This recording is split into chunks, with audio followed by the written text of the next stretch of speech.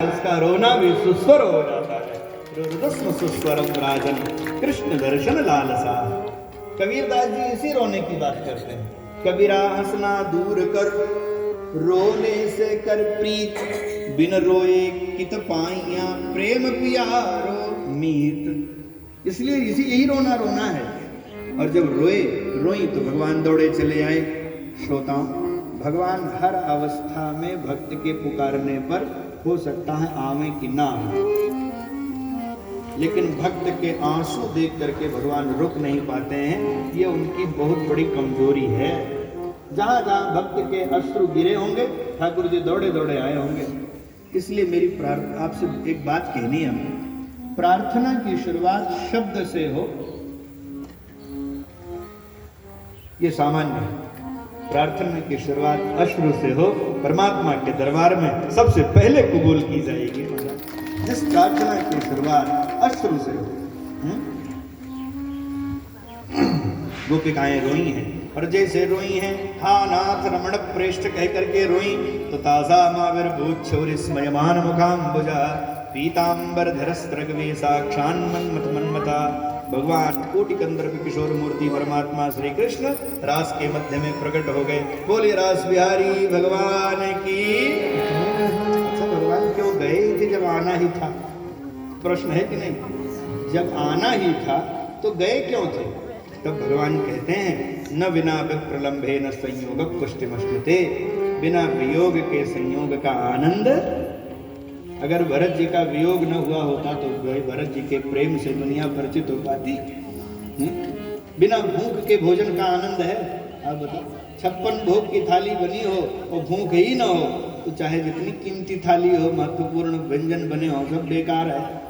बिना प्यास के जल का महत्व है, वैसे ही बिना वियोग के संयोग का आनंद नहीं आता। इसलिए भगवान वियोग को, कुछ संयोग को पुष्ट करने के लिए चले गए थे।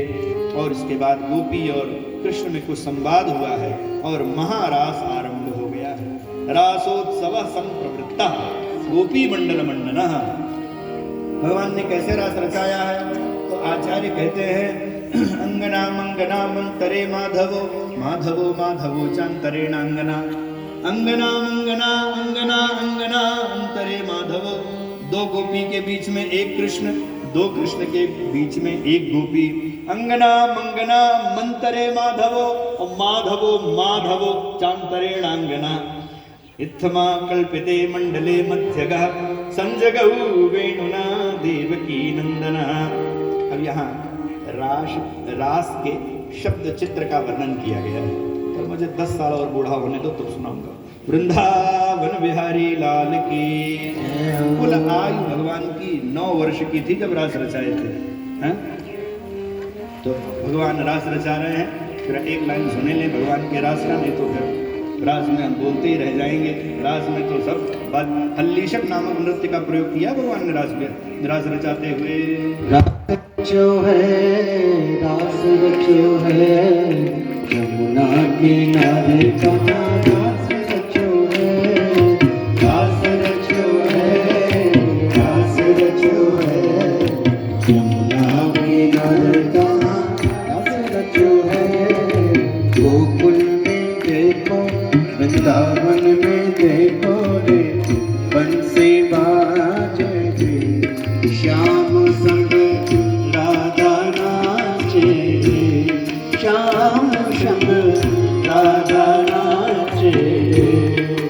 ओ रास रचो है, रास रचो है, यमुना किनारे का रास रचो है।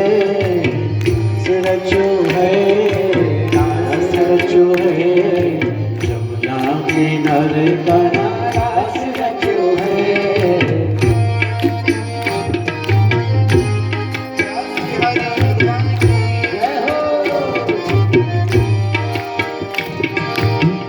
शम शम नाचे राधा रानी, सुन के मेरी मुरलिया हो।